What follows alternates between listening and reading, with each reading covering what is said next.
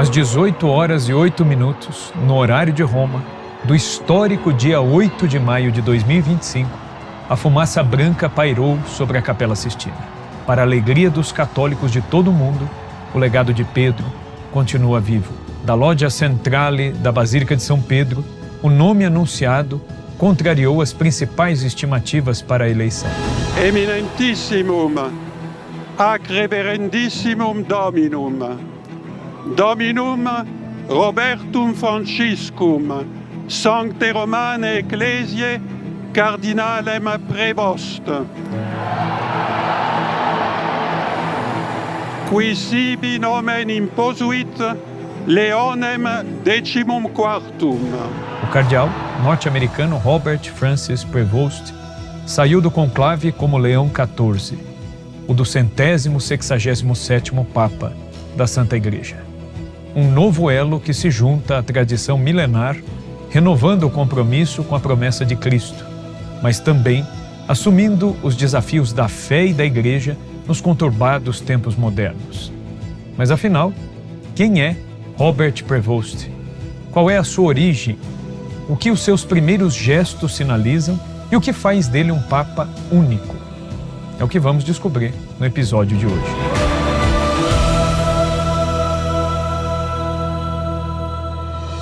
Robert Francis Prevost nasceu em 14 de setembro de 1955 em Chicago, Illinois, Estados Unidos. Cresceu em Dalton, um subúrbio ao sul de Chicago, em uma família católica devota. Seus pais, Louis-Marie Prevost, de ascendência francesa e também italiana, e também de Mildred Martinez, de origem espanhola e crioulo, da Lusiânia.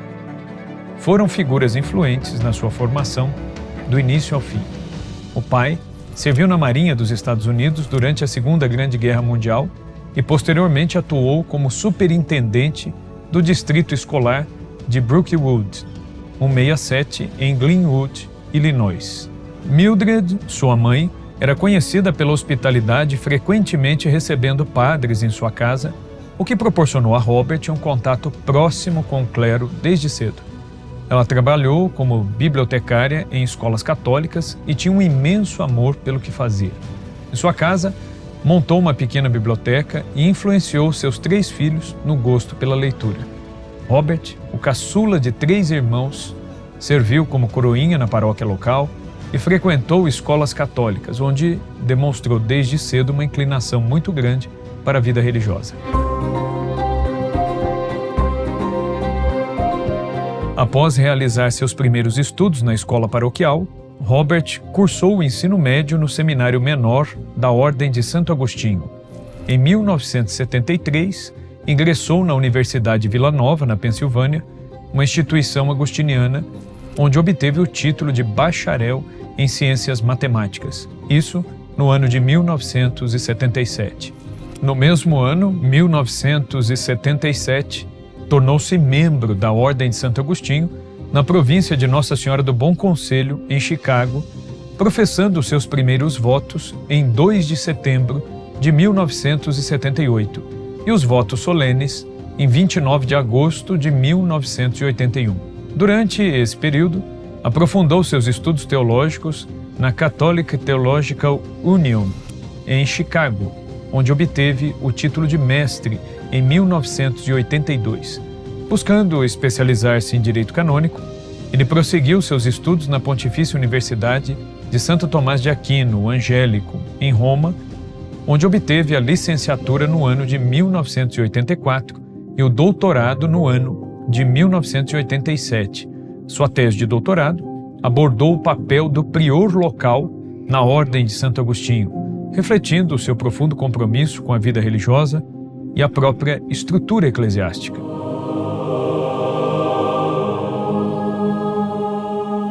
Augustine in the Confessions talks about friendship, talks about family, talks about the importance of his mother, talks about his father, talks about human ambition, talks about so many different aspects of human life, and then goes on to explain how these things helped or did not help his own personal pathway to discovering God and to discovering what is really holy about life.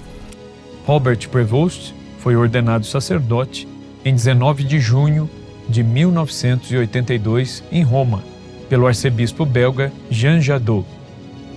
Entre 1985 e 1986, iniciou a sua missão no Peru, na então prelazia de Chulucanas.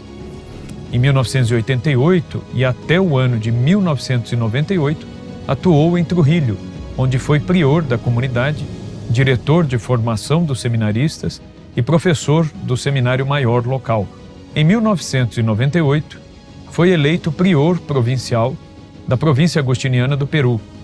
Em 1999, retornou aos Estados Unidos para assumir como prior provincial da província agostiniana de Chicago.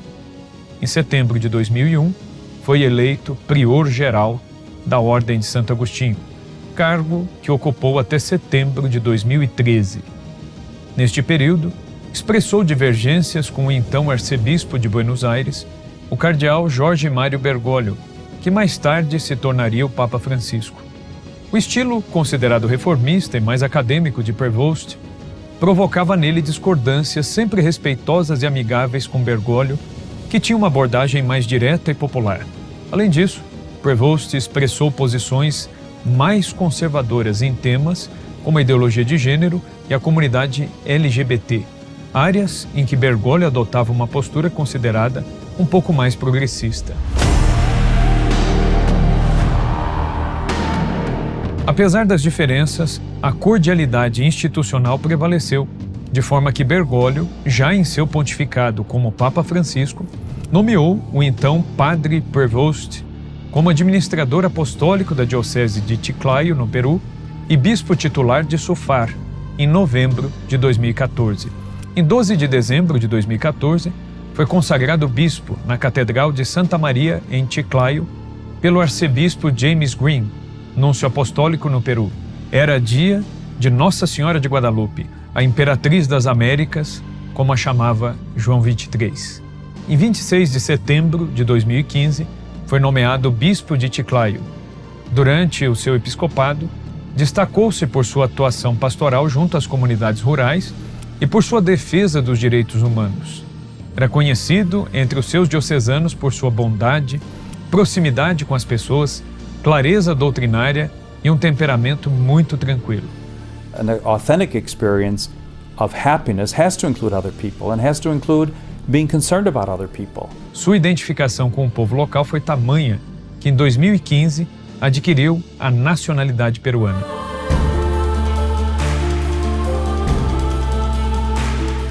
Em 13 de julho de 2019, Prevost foi nomeado membro da Congregação para o Clero. Em 21 de novembro de 2020, tornou-se membro da Congregação para os Bispos. Em janeiro de 2023, o Papa Francisco nomeou-o prefeito do Dicastério para os Bispos e presidente da Pontifícia Comissão para a América Latina. Em 30 de setembro de 2023, foi criado cardeal pelo Papa Francisco, recebendo um título de significado muito especial, o de Santa Mônica. Cada título cardinalício é vinculado a uma igreja específica dentro da Diocese de Roma, e a Igreja de Santa Mônica homenageia a mãe de Santo Agostinho, patrona das mães cristãs e símbolo de perseverança, oração e compromisso com a fé. Pope Francis has reminded us many times the bishop is called to serve.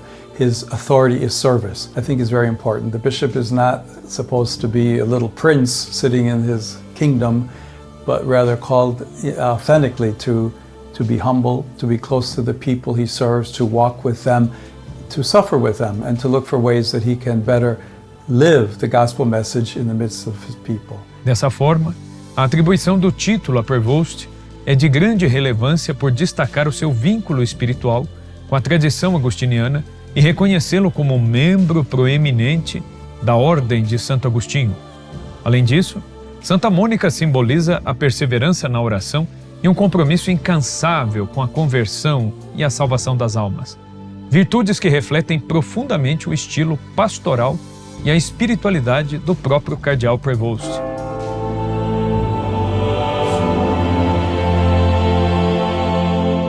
Em maio de 2025, O nome do cardeal Prevost não figurava na maior parte das listas de candidatos ao trono de Pedro, o que comprova que o conclave da mídia e das casas de aposta não é o mesmo conclave dos cardeais da Santa Igreja.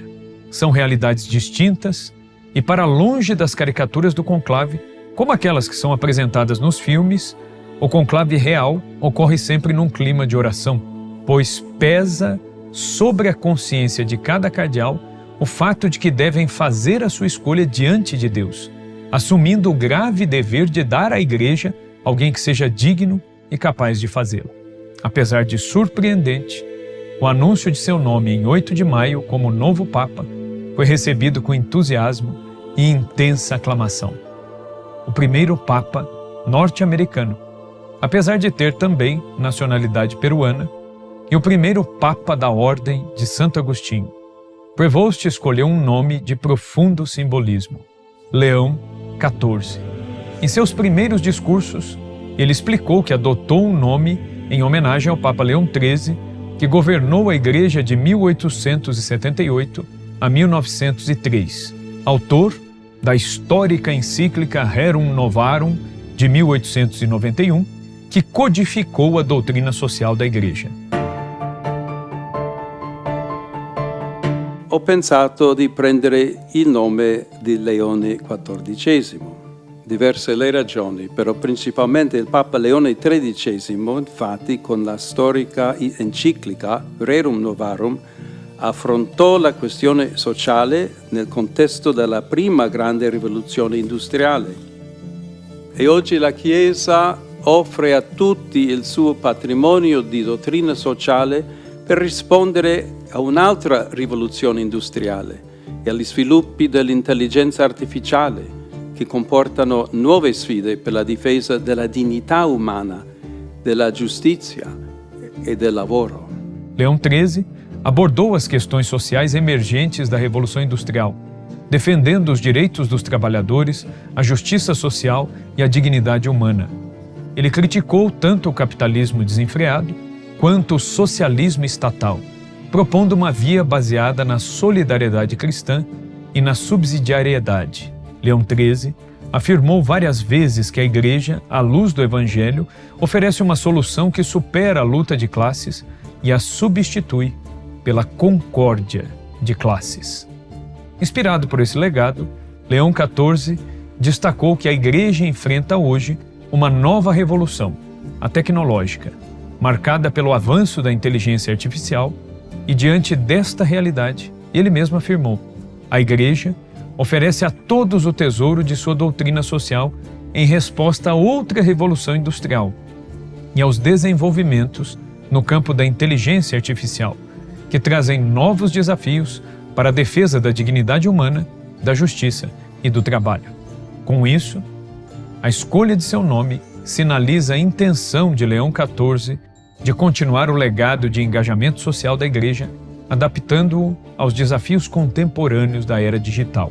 Ele propõe uma abordagem pastoral que une tradição e inovação, destacando a importância de um diálogo ético sobre as implicações da tecnologia na vida humana.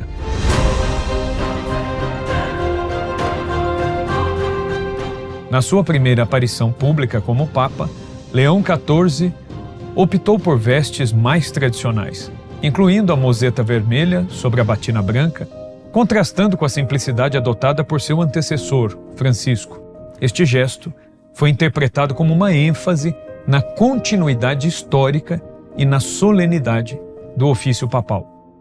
Em seu discurso inaugural, Leão XIV saudou os fiéis com as seguintes palavras: Questa è la pace di Cristo risorto, una pace disarmata e una pace disarmante, umile e perseverante. Ele expressou gratidão ao Papa Francisco e destacou a importância de uma igreja unida, missionária e próxima dos que sofrem. Invocou a intercessão de Nossa Senhora e enfatizou a sua eleição providencialmente ocorrida no dia 8 de maio, data em que se recorda o título mariano de Nossa Senhora do Rosário de Pompeia. Para além daquilo que era previsto pelas rubricas litúrgicas, o Papa rezou a Ave Maria antes de dar a bênção Urbi et Orbi. E depois, logo nos primeiros dias de sua eleição, fez questão de visitar o Santuário Mariano de Nossa Senhora do Bom Conselho, em Genazzano, que fica a menos de 70 quilômetros de Roma.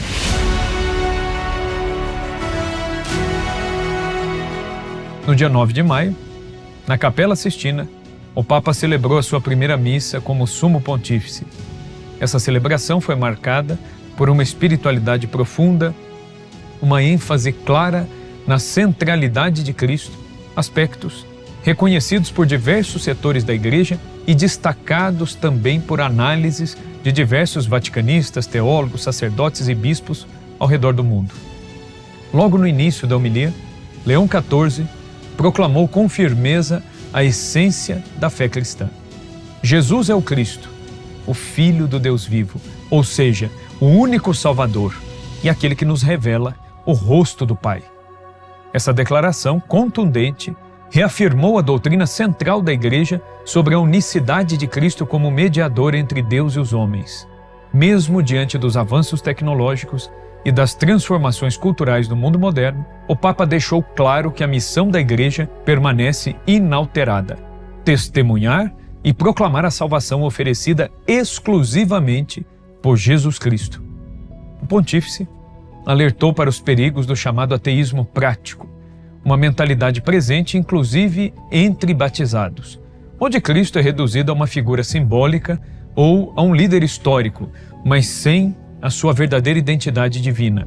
Leão XIV apontou que muitos hoje substituem a fé viva por valores passageiros como tecnologia, dinheiro, sucesso e prazer, coisas que jamais poderão saciar a sede espiritual do ser humano. A resposta da Igreja, segundo ele, deve ser clara e corajosa: anunciar Cristo como única fonte de verdade, vida e salvação. Em sua primeira missa como Papa, Leão XIV também demonstrou um profundo zelo litúrgico. Optou por celebrar em latim, a língua oficial da Igreja, evidenciando a universalidade e a tradição milenar da fé católica. Essa escolha não foi apenas estética ou protocolar. Foi um gesto teológico e pastoral que aponta para uma Igreja que deseja permanecer fiel à sua identidade mais profunda. No encerramento da celebração, o Papa dirigiu-se a Nossa Senhora, invocando a sua intercessão como Mãe da Igreja.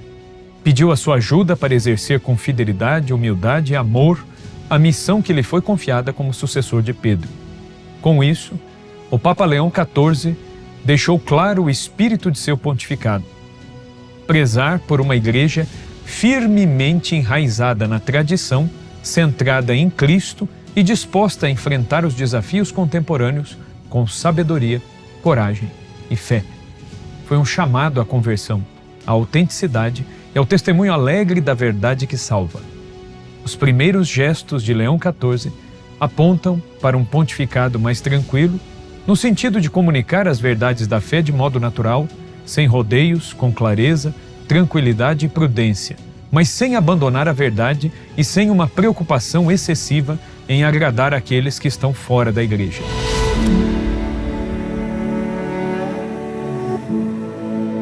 No primeiro domingo de seu pontificado, o Domingo do Bom Pastor, ao meio-dia, o Papa apresentou-se na sacada central da Basílica de São Pedro para rezar o Regina Coeli com os fiéis reunidos na praça. O momento, tradicionalmente reservado para o Ângelus durante o ano e para o Regina Coeli no tempo pascal, foi carregado de emoção e expectativa. Milhares de peregrinos aguardavam ansiosos por suas palavras. Em sua breve catequese, o Papa retomou o tema da ressurreição, chamando os cristãos a serem testemunhas da vitória da vida sobre a morte. Dirigiu um apelo fervoroso pela paz em regiões marcadas pelo conflito, como a Ucrânia, Gaza e a Caxemira, pedindo o fim imediato das hostilidades e a libertação dos prisioneiros de guerra. Leão XIV recordou que a paz verdadeira nasce de corações reconciliados com Deus e com o próximo. A oração mariana foi cantada em latim pelo próprio pontífice, seguida da bênção apostólica. Regina Coeli, letare Alleluia. Quia que meruisti portare. Alleluia. Resurrexit, sicut dixit. Alleluia. Ora pro nobis Deum. Aleluia. O Papa despediu-se pedindo orações por seu ministério, reiterando que deseja ser um pastor que conduz o rebanho, não com ideologias ou estratégias humanas, mas com a força do Evangelho e a ternura de Cristo.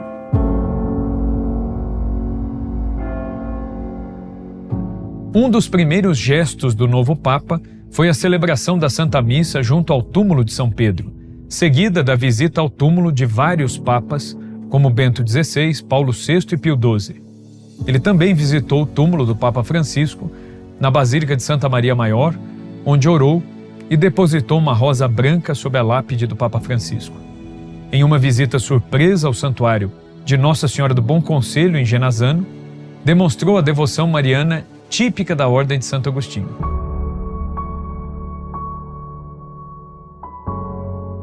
Leão XIV abriu os apartamentos papais e confirmou provisoriamente alguns cargos na Cúria Romana, sinalizando continuidade e prudência na administração da Igreja. Em encontro com os jornalistas, ele agradeceu pelo serviço à verdade e destacou a importância de uma comunicação que promova a paz e a compreensão. Diante de milhares de profissionais da comunicação, expressou a sua gratidão pelo trabalho realizado durante os eventos recentes da Igreja, incluindo a cobertura da morte do Papa Francisco e do conclave que o elegeu. Em seu discurso, o pontífice enfatizou a importância de uma comunicação que promova a paz e a verdade, alertando contra a guerra das palavras e das imagens. Ele afirmou que a forma como comunicamos é fundamental e que devemos rejeitar o paradigma da guerra, optando por uma comunicação que não busque o consenso a qualquer custo, não se revista de palavras agressivas e não adote o modelo da competição. O Papa também reiterou a solidariedade da Igreja aos jornalistas presos por terem buscado e relatado a verdade, pedindo a sua libertação.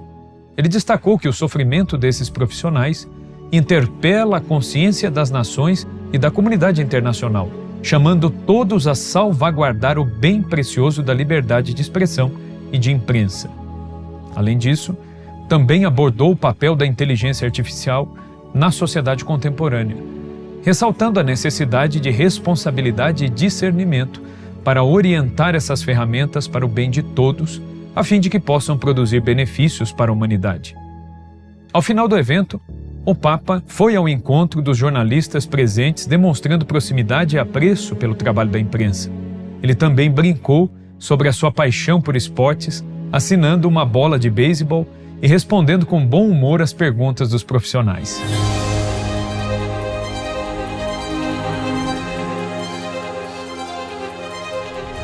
De Chicago ao trono de Pedro, da vida religiosa agostiniana ao púlpito do mundo, Leão XIV inicia o seu ministério com os olhos fixos em Cristo, o único Salvador, e os pés firmes sobre a rocha da tradição. Milhões acompanharam a sua eleição com o coração ansioso. Agora, milhões seguem com esperança o início de um pontificado que promete unir o esplendor da liturgia com a firmeza da doutrina, a clareza pastoral com a caridade evangélica. Sono stato scelto senza alcun merito e con timore e tremore vengo a voi come un fratello che vuole farsi servo della vostra fede e della vostra gioia.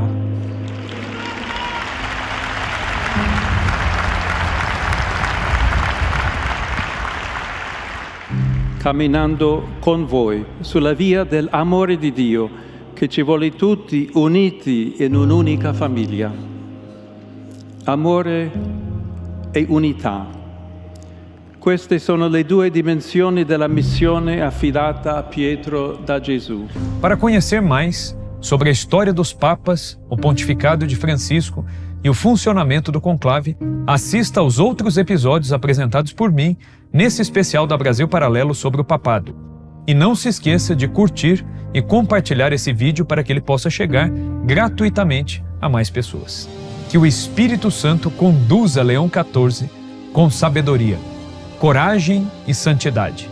E que nós, povo de Deus, o acompanhemos com orações, fidelidade e confiança, certos de que as portas do inferno jamais prevalecerão contra a Igreja de Cristo. Viva Cristo! Viva a Igreja! Viva o Papa! Et benedictio Dei omnipotentis, Patris et Filii et Spiritus Sancti descendat super vos et maniat semper.